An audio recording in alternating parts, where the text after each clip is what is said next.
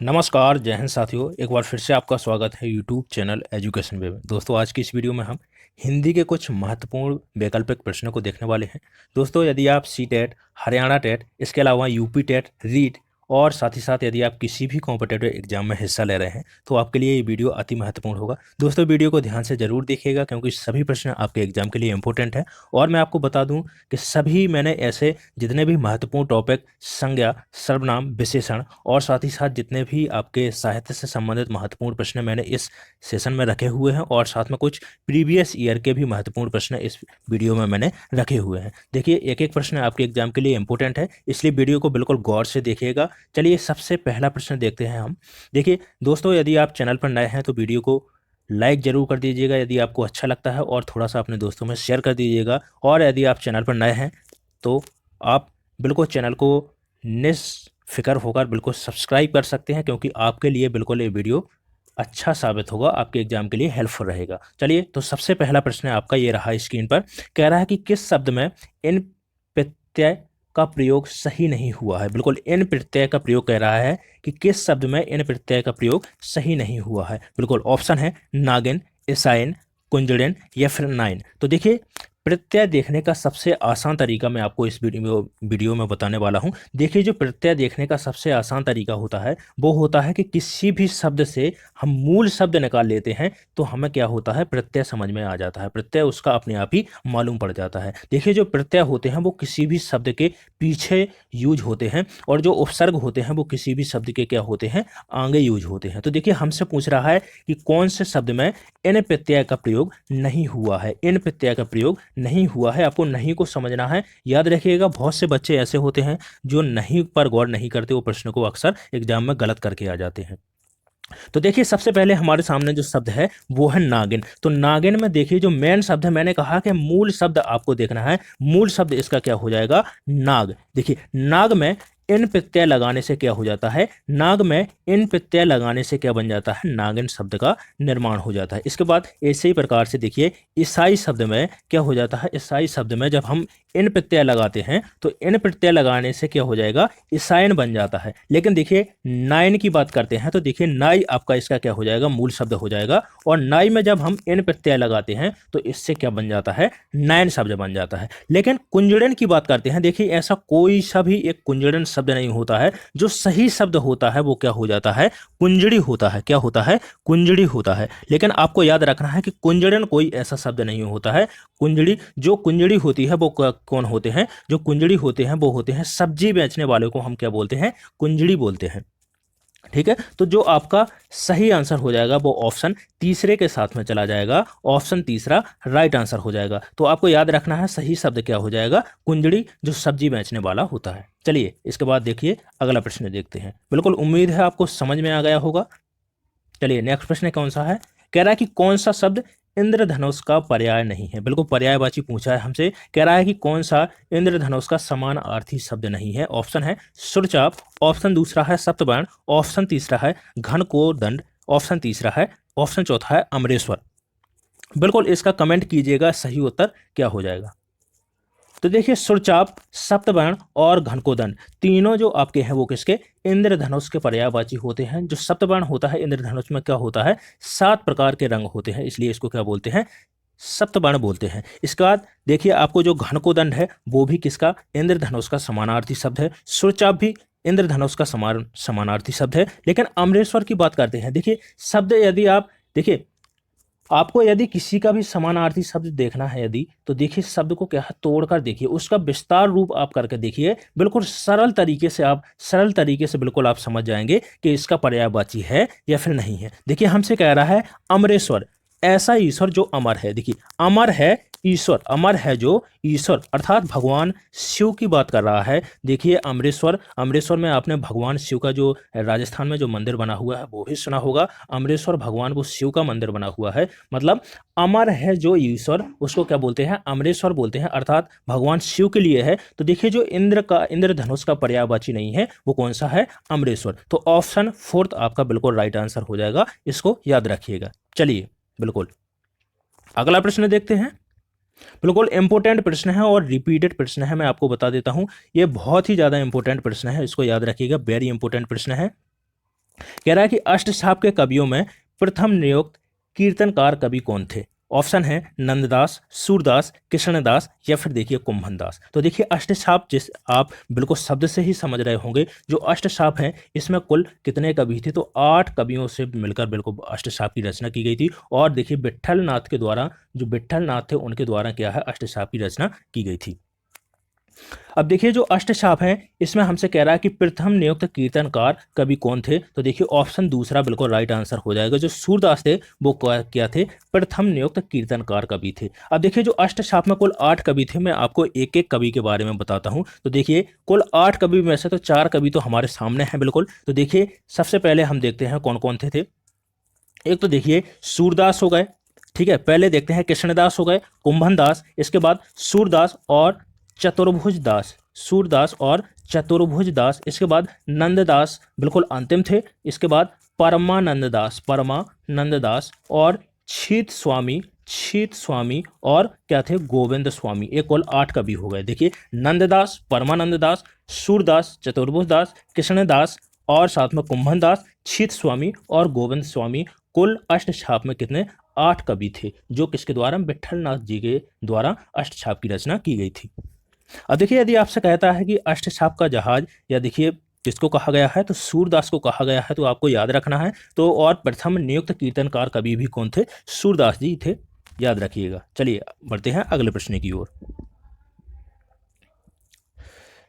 बिल्कुल इंपोर्टेंट प्रश्न है। कह रहा है कि चौपाई छंद पर आधारित रमैनी के रचनाकार कौन है। देखिए रमैनी एक रचना है, रमैनी की रचनाकार बताया गया है कि रमैनी के रचनाकार कौन थे। ऑप्शन है बिहारी, ऑप्शन दूसरा है रहीम, ऑप्शन तीसरा है भूषण और ऑप्शन चौथा है कबीरदास जी। तो देखिए साखी शब्द और रमैनी, साखी शब्द, साखी, साखी शब्द, साखी शबद और रमैनी, ये तीनों रचनाएं किसकी थी, तो कबीरदास जी की थी। यदि आपसे पूछता है कि तीनों इनकी रचनाओं का संग्रह किसके द्वारा किया गया था, तो देखिए धर्मदास को आपको याद रखना है। धर्मदास के द्वारा कबीर की रचनाओं का क्या है, संग्रह किया गया था। संग्रहित किसके द्वारा किया गया था, तो धर्मदास जी के द्वारा कबीर की रचनाओं का संग्रहण किया गया था, जो साखी शबद रमैनी के रूप में थी। इसके बाद देखिए यदि आपसे पूछता है कि भूषण की रचना बताइए, तो देखिए आपसे पूछता है कि भूषण की एक मोस्ट इंपोर्टेंट रचना है और आपको याद रखना है इसको, छत्रसाल दशक। छत्रसाल दशक किसकी रचना है, तो भूषण की रचना है। छत्रसाल दशक को आपको याद रखना है। रहीम की रचना पूछता है, तो देखिए रहीम की रचना है बरवे नायका। बरवे नायका किसकी रचना है, बरवे नायका रहीम की रचना है। बिहारी के यदि आपसे पूछता है तो देखिए बिहारी के जो सबसे ज्यादा प्रसिद्ध चीज है वो क्या है, दोहे प्रसिद्ध हैं। बिहारी के क्या है, दोहे प्रसिद्ध हैं और इन्होंने कुल 719 दोहे लिखे हैं। आपको ये पॉइंट याद रखना है। देखिए एक और पॉइंट रखिएगा, यदि आपसे पूछता है कि बरवे जो छंद है, बरवे छंद का जनक किसको कहा जाता है, तो देखिए बरवे छंद का जनक किसको कहा जाता है, रहीमदास जी को कहा जाता है। याद रखिएगा बरवे छंद का जनक किसको, रहीमदास जी को कहा जाता है। इसको बार बार मैं आपको बता रहा हूं, याद रखिएगा इसको। चलिए अब देखते हैं अगला पॉइंट, अगला प्रश्न देखते हैं।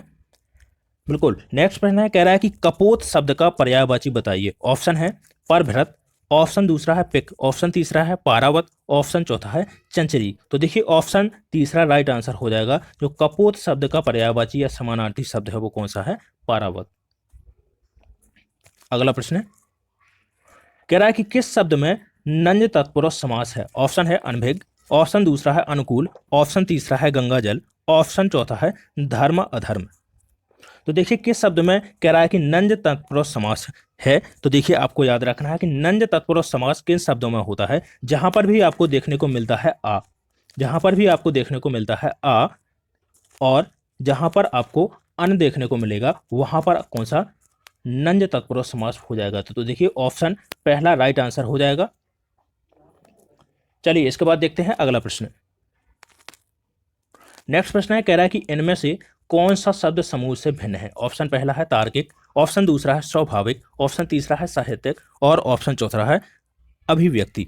तो देखिए हमसे बिल्कुल कह रहा है कि कौन सा शब्द समूह भिन्न है, भिन्न की बात की गई है। तो देखिए भिन्न की दृष्टि से आपसे देखना है कि कौन सा भिन्न है। तो देखिए सबसे पहले हम देखते हैं तार्किक की बात करते हैं। तो देखिए तर्क में एक प्रत्यय लगकर बना हुआ है क्या, तार्किक। देखिए तर्क शब्द में देखिए मैंने प्रत्यय देखने को आपका एक तरीका बताया था कि उसका मूल शब्द देख लीजिएगा आप, मूल शब्द से आपको बिल्कुल प्रत्यय का मालूम पड़ जाएगा। तो देखिए तर्क में एक प्रत्यय लगाने से क्या बन जाएगा, तार्किक। इसी प्रकार स्वभाव में क्या है, एक प्रत्यय लगाने से क्या बन जाएगा, स्वाभाविक। साहित्य में एक प्रत्यय लग जाता है तो क्या बन जाता है, साहित्यिक बन जाता है। लेकिन अभिव्यक्ति में कोई सा भी प्रत्यय नहीं लगा हुआ है, अभिव्यक्ति में क्या है, उपसर्ग लगा हुआ है, इसलिए बिल्कुल चौथा आंसर बिल्कुल राइट आंसर हो जाएगा, क्योंकि इसमें प्रत्यय नहीं है, इसमें उपसर्ग का प्रयोग हुआ है अभिव्यक्ति में। तो देखिए चौथा ऑप्शन बिल्कुल राइट आंसर हो जाएगा। हमसे देखिए जो तीनों शब्द हैं, तीनों जो शब्द हैं इसमें क्या है, प्रत्यय का प्रयोग किया गया है, जबकि जो फोर्थ आंसर है, जो फोर्थ ऑप्शन है उसमें क्या है, अभि उपसर्ग का प्रयोग किया गया है, इसलिए ये भिन्न है। चलिए इसके बाद देखते हैं नेक्स्ट प्रश्न।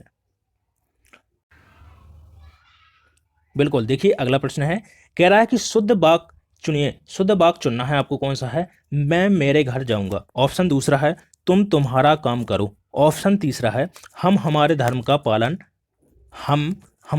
का पालन करना चाहिए। ऑप्शन चौथा है यह वाकई एक गंभीर समस्या है। तो देखिए पहले ही हम वाक्य से देखेंगे, एक एक वाक्य को बिल्कुल समझते हुए चलेंगे।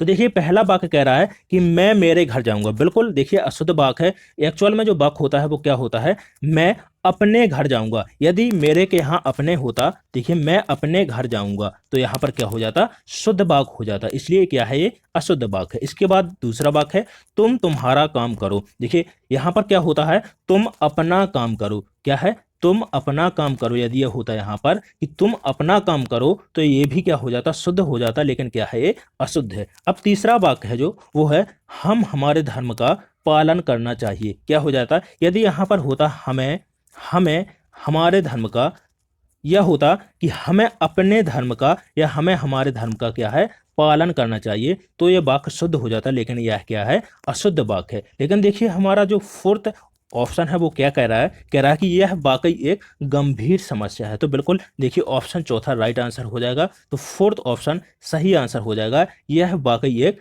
गंभीर समस्या है। चलिए अगला प्रश्न देखते हैं। कह रहा है कि किसी विकल्प में नित्य बहुवचनांत शब्द नहीं है। ऑप्शन है आंसू, ऑप्शन दूसरा है अक्षत, ऑप्शन तीसरा है व्याख्यात, ऑप्शन चौथा है दर्शन।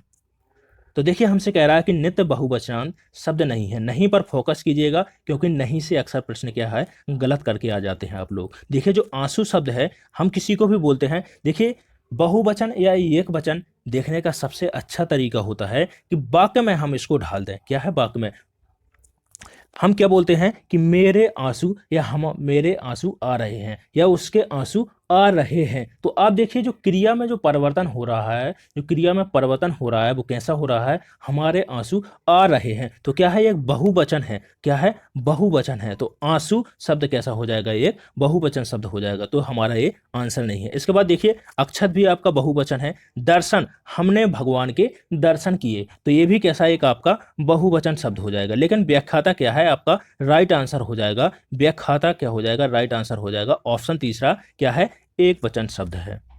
चलिए देखते हैं अगला प्रश्न।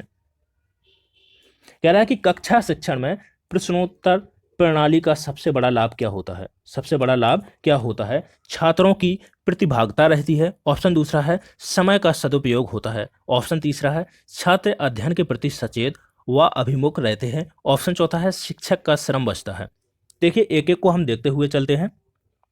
तो देखिए हमसे कह रहा है कि कक्षा शिक्षण में प्रश्न उत्तर करवाने का जो तरीका होता है, उससे क्या, उसका सबसे बड़ा लाभ क्या होता है, छात्रों की प्रतिभागिता रहती है। लेकिन हमसे कह रहा है कि सबसे बड़ा लाभ, बिल्कुल पहला ऑप्शन सही है, लेकिन बिल्कुल सही नहीं है। देखिए हमसे कह रहा है कि सबसे अच्छा हमें विकल्प का चयन करना है, तो देखिए बिल्कुल छात्रों की सहभागिता होती है, ऐसा नहीं है कि नहीं होती है। इसके बाद देखिए दूसरा है समय का सदुपयोग होता है। बिल्कुल समय का सदुपयोग भी होता है, लेकिन ये भी हमारा ज़्यादा अच्छा राइट आंसर नहीं है। इसके बाद देखिए तीसरा ऑप्शन क्या कह रहा है, तीसरा ऑप्शन कह रहा है कि छात्र अध्ययन के प्रति सचेत व अभिमुख होते हैं। देखिए छात्र क्या है, अध्ययन के प्रति उनका मन लगता है, छात्र अध्ययन के प्रति सचेत रहते हैं और क्या होते हैं, अभिमुख होते हैं। तो देखिए ऑप्शन तीसरा बिल्कुल इसका क्या हो जाएगा, राइट आंसर हो जाएगा। तो बिल्कुल तीसरे के साथ में सही उत्तर चला जाएगा। जो चौथा होता है शिक्षक का श्रम बचता है। बिल्कुल नहीं, शिक्षक का श्रम क्या, शिक्षक को तो श्रम करना ही पड़ेगा। देखिए अपने छात्रों के प्रति शिक्षक का लगाव होना चाहिए और वो क्या है, जितने से ज़्यादा छात्र की परेशानी को समझ सके और छात्र की कठिनाइयों को दूर कर सके, यही उसका उद्देश्य होना चाहिए। तो देखिए यहाँ पर हमारा जो तीसरा आंसर है बिल्कुल सही आंसर हो जाएगा। छात्र अध्ययन के प्रति सचेत होते हैं और क्या होते हैं, अभिमुख रहते हैं। चलिए इसके बाद देखते हैं अगला प्रश्न।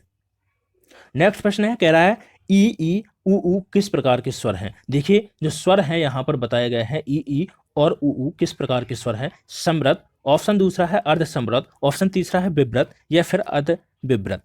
तो देखिए जो ई उ है, मैं आपको एक एक को समझा देता हूं। जो समृद्ध स्वर होते हैं वो कैसे होते हैं, ई उ और उ। इसके बाद देखिए जो अर्ध समृद्ध होते हैं, एक एक को नोट कर लीजिएगा क्योंकि इंपॉर्टेंट है और आपके एग्जाम में यहाँ से प्रश्न बिल्कुल 100% देखने को मिल सकता है। देखिए इसके बाद जो अर्ध समृद्ध होते हैं वो क्या होते हैं, ए और ओ अर्ध समृद्ध स्वर होते हैं। इसके बाद विव्रत की बात करते हैं तो देखिए बड़ा आ क्या होता है, विव्रत होता है। और इसके बाद आय, औ और छोटा आ क्या होते हैं, अर्धविव्रत होते हैं। तो देखिए हमसे कह रहा था ई उ किस प्रकार के स्वर हैं। तो देखिए समृद्ध स्वर है, तो पहला ही ऑप्शन राइट आंसर हो जाएगा। बिल्कुल इसको समझिएगा ध्यान से और देखिए इंपॉर्टेंट लगा लीजिएगा, अपनी कॉपी में इसको नोट कर लीजिएगा क्योंकि यहाँ से प्रश्न बनने के चांस हैं। चलिए अगला प्रश्न देखते हैं। कह रहा है कि मैथिल कोकिल किसे कहा जाता है। ऑप्शन है, पहला ऑप्शन है सेनापति को, ऑप्शन दूसरा है विद्यापति को, ऑप्शन तीसरा है पद्माकर, ऑप्शन चौथा है घनानंद को। तो देखिए मैथिल कोकिल विद्यापति जी को बोला जाता है। मैथिल कोकिल किसको बोला जाता है, विद्यापति जी को बोला जाता है। यदि आपसे पूछता है, देखिए दूसरा ऑप्शन बिल्कुल राइट आंसर हो जाएगा। और यदि आपसे पूछता है कि इनकी प्रसिद्ध रचना बताइए, तो पदावली इनकी प्रसिद्ध रचना है। पदावली क्या है, इनकी प्रसिद्ध रचना है, इसको याद रखिएगा। हमेशा आपसे एग्जाम में यहाँ से प्रश्न देखने को मिलेगा। देखिए घनानंद की बात करते हैं तो सुजान, घनानंद की सुजान इनकी रचना को आपको याद रखना है। चलिए इसके बाद बढ़ते हैं अगले प्रश्न की ओर। बिल्कुल देखिए मोस्ट इंपोर्टेंट प्रश्न है, इसको भी याद रखिएगा। कह रहा है कि साहित्यिक अपभ्रंश को पुरानी हिंदी नाम किसने दिया है। ऑप्शन है रामचंद्र शुक्ल के द्वारा, ऑप्शन दूसरा है हजारी प्रसाद द्विवेदी, ऑप्शन तीसरा है राहुल संकृत्यायन, ऑप्शन तीसरा है महावीर प्रसाद द्विवेदी के द्वारा। तो देखिए साहित्य से संबंधित प्रश्न है, इंपोर्टेंट प्रश्न है। और देखिए सुपर टेट हो गया आपके लिए, यूपी टेट हो गया और साथ में सी टेट हो गया, हरियाणा टेट हो गया। किसी भी यदि आप शिक्षक एग्जाम में यदि हिस्सा ले रहे हैं तो बिल्कुल साहित्य से वहाँ से प्रश्न बनना ही बनना है। बिल्कुल निश्चिंत होकर आप बिल्कुल गौर करिएगा इस प्रश्न की ओर। देखिए तो पहला ऑप्शन बिल्कुल राइट आंसर हो जाएगा। रामचंद्र शुक्ल के द्वारा साहित्यिक अपभ्रंश को क्या है, पुरानी हिंदी का नाम दिया गया है। लेकिन देखिए यहाँ से बिल्कुल मिलता जुलता एक प्रश्न और मैं आपको बताने वाला हूँ। देखिए मिलता जुलता प्रश्न है और कंफ्यूज मत होइएगा। चंद्रधर शर्मा गुलेरी का यदि आपने नाम सुना होगा, चंद्रधर शर्मा गुलेरी, चंद्रधर शर्मा गुलेरी के द्वारा देखिए अवहट्ट को, देखिए इसके बाद अपभ्रंश के बाद जो भाषा है, अपभ्रंश के बाद में अवहट्ट जो भाषा है उसको क्या है, पुरानी हिंदी किसके द्वारा कहा गया है, चंद्रधर शर्मा गुलेरी के द्वारा अवहट्ट को पुरानी हिंदी कहा गया है। रामचंद्र शुक्ल के द्वारा अपभ्रंश को पुरानी हिंदी कहा गया है। दोनों में अंतर समझिएगा और याद रखिएगा क्योंकि सिमिलर हैं तो यहाँ से आप कंफ्यूज जरूर हो सकते हैं। चलिए इसके बाद देखिए हजारी प्रसाद द्विवेदी के बारे में, कबीर को वाणी का, देखिए कबीर को वाणी का डिक्टेटर किसने कहा है, तो देखिए हजारी प्रसाद द्विवेदी के द्वारा कहा गया है। ये भी इंपॉर्टेंट है और एग्जाम में बना हुआ प्रश्न है। देखिए राहुल संकृत्यायन की रचना आपको मैं बता देता हूं क्योंकि बिल्कुल निश्चित रूप से आपके बिल्कुल इंपॉर्टेंट बिंदु हैं, ये सभी प्रश्न आपके एग्जाम में प्रश्न बनते हैं यहाँ से, इसलिए बता रहा हूँ। देखिए एक तो है मेरी तिब्बत यात्रा, राहुल संकृत्यायन की जो फेमस रचना है मेरी तिब्बत यात्रा, घुमक्कड़ शास्त्र और बोलगा से गंगा, घुमक्कड़ शास्त्र, मेरी तिब्बत यात्रा, ये तीनों रचना किसकी हैं, राहुल संकृत्यायन जी की हैं। इसके बाद देखिए यदि आपसे कहता है कि द्विवेदी युग का नामकरण किसके नाम पर किया गया है, द्विवेदी युग का नामकरण किसके नाम पर किया गया है, तो देखिए महावीर प्रसाद द्विवेदी के नाम पर द्विवेदी युग का नामकरण किया गया है। चलिए इसके बाद बढ़ते हैं अगले प्रश्न की ओर। बिल्कुल कह रहा है कि विकसित शब्द में प्रत्यय बताना है आपको। देखिए मैंने आपको प्रत्यय बताने का एक अच्छा तरीका बताया था। वो तरीका क्या था कि देखिए किसी भी शब्द में यदि आप मूल शब्द, प्रत्यय देखने का सही तरीका क्या है, मूल शब्द निकाल लेते हैं। देखिए जो विकसित है उसका जो मूल शब्द है वो क्या है, विकास। विकास से आपका क्या बना है, विकसित। तो देखिए जब इत प्रत्यय लगाते हैं इसमें तो क्या बन जाता है, विकसित शब्द बन जाता है। तो देखिए ऑप्शन दूसरा राइट आंसर हो जाएगा, इत आपका सही आंसर हो जाएगा। चलिए बढ़ते हैं अगले प्रश्न की ओर। बिल्कुल संधि से संबंधित प्रश्न है, कह रहा है कि यण संधि का उदाहरण है। यण संधि बिल्कुल इंपॉर्टेंट है आपके लिए। देखिए संधि के लिए मैं किसी दिन वीडियो बनाऊंगा आपके लिए, बिल्कुल एक एक संधि को बिल्कुल हम सरल तरीके से देखेंगे। चलिए अभी मैं इसको बिल्कुल शॉर्ट में बता देता हूं अभी आपको। देखिए कह रहा है पहला ऑप्शन है मतयक्त। तो देखिए मतयक्त में कौन सी संधि है, बिल्कुल यहाँ पर हम विच्छेद करके देख लेंगे। तो देखिए जो मतयक्त है इसका जो विच्छेद होगा क्या होगा, मत धन एक, क्या हो जाएगा, मत धन एक। तो जहां पर देखिए आपको दो मात्राएं देखने को मिलती हैं, जहां पर भी आपको यहाँ पर क्या है, हमारा आ है, और आ के साथ में यदि आए और ओ देखने को यदि आपको मिलता है, आए ओ का संयोग होता है तो क्या बन जाता है, आ के जगह क्या बन जाता है, आए, आए, और आ और ओ के स्थान पर क्या बन जाता है, आओ बन जाता है। तो देखिए जहां पर भी आपको दो मात्राएं देखने को मिलती हैं वहां पर कौन सी संधि हो जाती है, वहां पर, तो वहां पर हो जाती है वृद्धि संधि हो जाती है। इसी प्रकार देखिए अति उत्तम में देखते हैं, तो अति उत्तम में कौन से हो जाएगा, अति धन उत्तम, अति धन उत्तम। जब भी देखिए आपको या व रा ला के साथ में यदि आपको आधा अक्षर देखने को मिलता है, या व, देखिए यहाँ पर आ या के साथ में आधा अक्षर है, तो यहाँ पर कौन सी संधि हो जाएगी, यण संधि हो जाएगा। यण संधि या, रा, ला और वा के साथ में यदि आपको आधा अक्षर, जैसे मैंने यहाँ पर आधा अक्षर लगा देता हूँ, वा के साथ में आधा अक्षर लगा देता हूँ, आधा अक्षर आपको देखने को मिलेगा, तो वहाँ पर सबसे सरल तरीका होता है यण संधि देखने का। बिल्कुल चलिए, तो हमारा दूसरा आंसर सही आंसर हो जाएगा कि अति उत्तम में कौन सा समास, सॉरी कौन सी संधि है, तो यण संधि है, बिल्कुल सही आंसर हो जाएगा।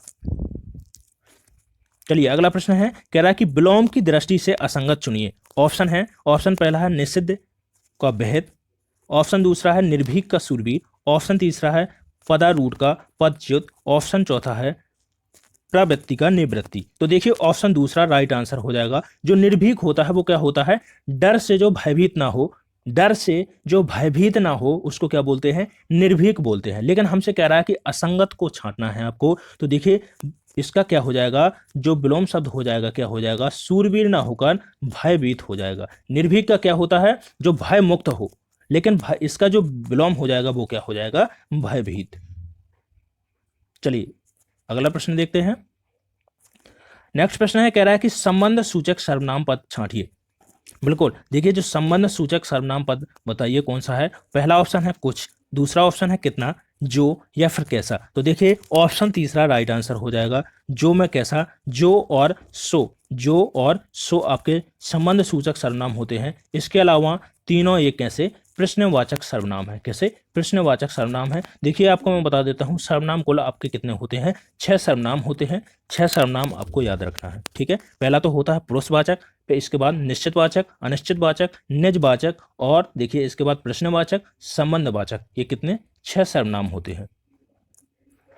नेक्स्ट प्रश्न है, कह रहा है कि आंजनेय शब्द में प्रयुक्त प्रत्यय बताइए। ऑप्शन है ए, या, ने, या फिर ए। तो देखिए जो आंजनेय होता है, आंजनेय मैंने कहा है कि आप मेन शब्द छांट लीजिएगा, जो मुख्य शब्द है। मैंने प्रत्यय पे कई प्रश्न लिए हैं, यहाँ पर प्रत्यय से मैंने कई शब्द लिए हैं, क्योंकि प्रत्यय से आपके एग्जाम में प्रश्न बिल्कुल बनेगा। उपसर्ग से भी देखने को मिलता है, तो अगले वीडियो में मैं उपसर्ग से संबंधित प्रश्न रखूंगा। देखिए जो अंजनी होती है उससे क्या बना है, आंजनेय। तो देखिए अर्थात हनुमान जी की इसमें बात की गई है। देखिए जो हनुमान जी की, इसी प्रकार कुंती से क्या बनता है, कौन्तेय बनता है। कुंती से क्या बनेगा, कौन्तेय बन जाएगा। इसी प्रकार देखिए जो भगवान कृष्ण के लिए हो जाएगा, अंजनी से क्या हो जाएगा, आंजनेय हो जाएगा। तो इसमें ए प्रत्यय जुड़ जाता है, ए प्रत्यय जुड़ने से क्या हो जाएगा, अंजनेय बन जाएगा। तो पहला ऑप्शन राइट आंसर हो जाएगा। चलिए इसके बाद देखते हैं नेक्स्ट प्रश्न। अगला प्रश्न है, कह रहा है कि भाववाचक संज्ञा पद है। पहला ऑप्शन है भूकंप, ऑप्शन दूसरा है विधायक, ऑप्शन तीसरा है बचपन, ऑप्शन चौथा है परस्पर। तो देखिए हमसे कह रहा है जहां पर भाव की अभिव्यक्ति हो, जहां पर जिस शब्द में आपको भाव देखने को मिलेगा वहां पर कौन सा भाववाचक संज्ञा होती है। तो देखिए ऑप्शन तीसरा राइट आंसर हो जाएगा। बचपन कैसा एक भाववाचक संज्ञा है, तो देखिए ऑप्शन तीसरा राइट आंसर हो जाएगा। देखिए जो संज्ञा होती हैं कुल 5 प्रकार की होती हैं, संज्ञा कुल 5 प्रकार की होती हैं। व्यक्तिवाचक संज्ञा, जातिवाचक संज्ञा, भाववाचक संज्ञा, द्रव्यवाचक संज्ञा और समूहवाचक संज्ञा। कुल 5 प्रकार की संज्ञा होती हैं। ठीक है, चलिए इसके बाद बढ़ते हैं अगले प्रश्न की ओर। कह रहा है कि तुलसीदास के रचनाकार कौन है? साहित्य से संबंधित प्रश्न है और इंपोर्टेंट रचना है। पहला ऑप्शन है केशव, ऑप्शन दूसरा है महादेवी वर्मा, ऑप्शन तीसरा है डॉक्टर रामविलास शर्मा और ऑप्शन चौथा है सूर्यकांत त्रिपाठी निराला जी। तो देखिए एक एक बिल्कुल रचना को देखते हुए चलेंगे। जो केशव दास की रचना है वो क्या है? रामचंद्र का। रामचंद्र का बिल्कुल इनकी फेमस रचना है और आपके एग्जाम में इसके सबसे ज्यादा चांस पूछने के रहेंगे। तो देखिए रामचंद्र का याद रखिएगा किसकी रचना है? केशव दास की रचना है। महादेवी वर्मा की बात करते हैं तो देखिए यामा, नीरजा,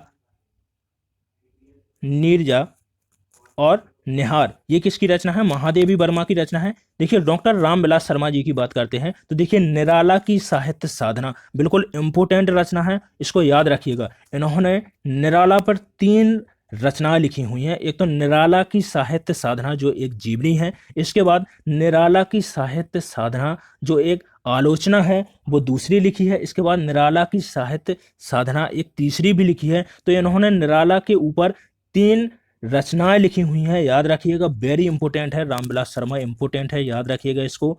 तुलसीदास की बात की गई है इसमें कि तुलसीदास के रचनाकार कौन है? तो देखिए सूर्यकांत त्रिपाठी निराला जी हैं। तो ऑप्शन चौथा राइट आंसर हो जाएगा। लेकिन मैंने आपको बताया है कि आपको जो सबसे ज़्यादा याद रखना है, बिल्कुल इंपॉर्टेंट प्रश्न है और मेरा उद्देश्य आपको सभी बिल्कुल एक एक शब्द के से संबंधित बिल्कुल पॉइंट बताना है, जितने भी महत्वपूर्ण बिंदु बन रहे हैं वो बताना है। यहाँ पर सिर्फ आपको वैकल्पिक प्रश्न सॉल्व करवाना नहीं है। चलिए अगला प्रश्न देखते हैं।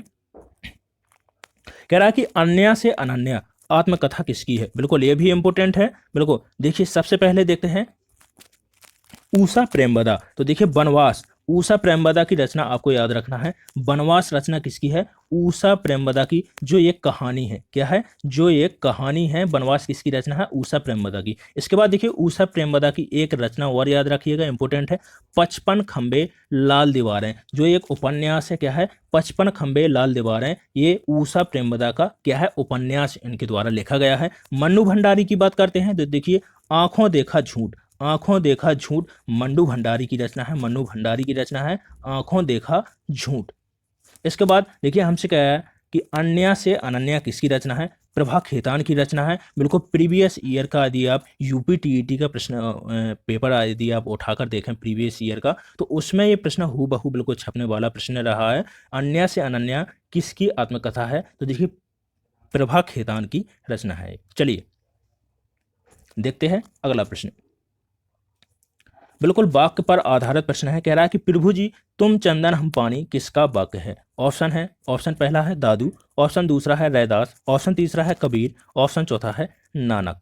तो देखिए कह रहा है कि प्रभु जी तुम चंदन हम पानी, तो बिल्कुल आप रटी होना चाहिए क्योंकि ये इंपॉर्टेंट है और कई बार ये प्रश्न आपके एग्जाम में बन चुके होंगे। ठीक है, तो दूसरा ऑप्शन राइट आंसर हो जाएगा। किसका वाक्य है, किसकी पंक्ति है? तो रैदास की पंक्ति है। लेकिन मैं जो सबसे ज़्यादा इंपॉर्टेंट आपको बता रहा हूँ, जितने भी महत्वपूर्ण यहाँ पर मैं वाक्य बता रहा हूँ, आप इसको नोट कर लीजिएगा क्योंकि सबसे ज़्यादा पूछने के चांस इन्हीं के हैं। देखिए एक तो कबीर से संबंधित जो वाक्य है, कबीर से संबंधित वाक्य है क्या है? दुल्हन गावह मंगलाचार, मोरे घर आए राजा राम भरतार। एक तो ये पंक्ति कबीर दास जी की है। फिर से एक बार सुन लीजिएगा, दुल्हन गावह, दुल्हन इतने में बनेगा नहीं इसलिए मैं लिख नहीं पा रहा हूँ इसमें, दुल्हन गावहू, दुल्हन गावहू मंगलाचार, मोरे घर आए राजा राम भरतार। इसके बाद देखिए एक और पंक्ति कबीरदास से संबंधित है, एक और पंक्ति कबीरदास जी से संबंधित है। दशरथ सुत त्यहु लोक बखाना,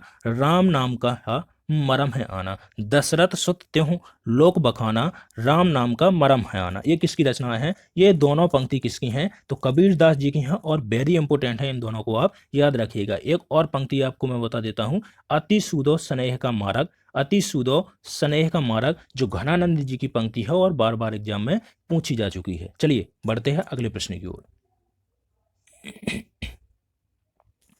कह रहा है कि राम ने किसान की जमीन हथिया ली, रेखांकित शब्द में प्रयुक्त क्रिया चुनिए। तो देखिए क्रिया से संबंधित प्रश्न है और बहुत ही ज़्यादा इंपॉर्टेंट है, याद रखिएगा इसको, वेरी इंपॉर्टेंट लगा लीजिए क्योंकि सभी क्रियाओं को मैं आपको एक एक करके समझाने वाला हूं। कह रहा है कि राम ने किसान की जमीन हथिया ली है। तो सबसे पहले हम देखेंगे प्रेरणार्थक क्रिया। किसी भी वाक्य में यदि आप किसी के द्वारा दूसरे से कार्य करवाया जा रहा है, जैसे वह राम से काम करवाता है, यदि किसी भी वाक्य में आपको वाता है, वाता, वाती, वाते देखने को यदि मिलता है क्रिया में लास्ट में यदि आपको मिलता है, जैसे मैं एक वाक्य लिख रहा हूं, वह राम से काम करवाता है, तो देखिए वाता है, यदि आप किसी दूसरे से कार्य करवा रहा है कोई, तो वहां पर कैसी प्रेरणार्थक क्रिया हो जाएगी। ठीक है, इसके बाद देखिए संयुक्त क्रिया। संयुक्त क्रिया क्या हो जाएगी, जहां पर भी आपको दो क्रियाओं का संयोग देखने को मिलता है, जहां पर भी आपको दो क्रियाओं का संयोग देखने को मिलेगा, वहां पर कौन सी क्रिया हो जाएगी, संयुक्त क्रिया हो जाएगी। जैसे उसने उसने खाना खा लिया, उसने खाना खा लिया, उसने खाना खा लिया, तो देखिए एक तो हो जाएगा खा क्रिया और दूसरा हो जाएगा लिया। तो देखिए दो क्रियाएं हैं, जहां पर दो क्रियाओं का संयोजन हो, वहां पर कौन सी हो जाएगी, संयुक्त क्रिया हो जाएगी। देखिए नाम धातु क्रिया की बात करते हैं, पहले देखिए अकर्मक देख लेते हैं। अकर्मक क्रिया में जैसे मैं बोलता हूं वह रोता है, वह रोता है, देखिए वह रोता है, वह सोता है, ठीक है, वह रोता है, जहां पर कर्म जिस क्रिया में ना आपको देखने को मिले, वहां पर अकर्मक क्रिया हो जाती है। मैं बोलता हूं वह गरियाता है, ठीक है, वह गरियाता है, गाली से बना है क्या, गरियाना, गाली से क्या बना है, गाली से क्या बना है, गरियाना, तो वहां पर कौन सी हो जाएगी, नाम धातु क्रिया हो जाएगी। इसी प्रकार राम ने किसान की जमीन हथिया ली, हाथ से क्या बना है, हथिया, हाथ से क्या बना है, हथिया ली, ठीक है, तो यहां पर क्या हो जाएगी, नाम धातु क्रिया हो जाएगी। तो ऑप्शन तीसरा राइट आंसर हो जाएगा। बिल्कुल समझ में आ गया होगा। चलिए बढ़ते हैं नेक्स्ट प्रश्न की ओर। कह रहा है कि अनुपम शब्द में कौन सा उपसर्ग जुड़ा है, तो देखिए ऑप्शन पहला है अन, ऑप्शन दूसरा है अन जिसमें डैश लगा हुआ है, ऑप्शन तीसरा है अनु और चौथा है अनु। बिल्कुल आप समझ ही रहे होंगे, अन उपमम, तो ऑप्शन दूसरा राइट आंसर हो जाएगा। सही आंसर कौन सा हो जाएगा, दूसरा आंसर हो जाएगा। चलिए दूसरा ऑप्शन हो जाएगा। इसके बाद बढ़ते हैं अगले प्रश्न की ओर। संधि से संबंधित एक और प्रश्न है, कह रहा है कि अभ्युदय शब्द में संधि का प्रकार बताइए। बिल्कुल वृद्धि संधि है, गुण संधि है, व्यंजन संधि है या फिर यण संधि है। तो देखिए मैं आपको पहले ही बता चुका हूं, यदि आपको किसी भी शब्द में या, रा, ला और वा के साथ में यदि आपको आधा अक्षर देखने को मिलता है, तो वहां पर कौन सी संधि हो जाएगी, यण संधि हो जाएगी। यदि आपको दो मात्राएं देखने को मिलती हैं किसी शब्द पर, तो वहां पर वृद्धि संधि हो जाएगी। एक मात्रा देखने को मिलती है, जैसे मैं बोलता हूं महेश, महेश, तो देखिए एक मात्रा आ गई वहां पर, तो कौन सी संधि हो जाएगी, गुण संधि हो जाएगी। व्यंजन संधि, जहां पर स्वर के बाद में या फिर व्यंजन के बाद में कोई स्वर या व्यंजन आए, वहां पर कौन सी व्यंजन संधि हो जाती है। चलिए बढ़ते हैं अगले प्रश्न की तरफ। बिल्कुल लास्ट प्रश्न था दोस्तों। देखिए दोस्तों बिल्कुल वीडियो कैसा लगा है कमेंट करके ज़रूर बताइएगा, और निश्चित रूप से आपको ये वीडियो यदि अच्छा लगा हो तो वीडियो को बिल्कुल अपने दोस्तों में शेयर ज़रूर कीजिएगा। और सीटेट की प्रिपरेशन के लिए, सीटेट हो गया, हरियाणा टेट हो गया, super TET, UP TET, REET exam यदि आप दे रहे हैं, तो इसके लिए बिल्कुल पत्थर की लकीर ये वीडियो साबित होगा। बिल्कुल इंपॉर्टेंट प्रश्न मैंने रखे हैं और एक एक पॉइंट को मैंने समझाया है। थोड़ी सी मेरी मेहनत की कदर कीजिएगा। यदि वीडियो आपको अच्छा लगा हो तो प्लीज़ दोस्तों चैनल को सब्सक्राइब जरूर कीजिएगा और वीडियो को अपने दोस्तों में शेयर कर दीजिएगा। चलिए फिर से मिलते हैं अगले वीडियो में ऐसे ही कुछ महत्वपूर्ण प्रश्नों के साथ में। चलिए तब तक के लिए धन्यवाद।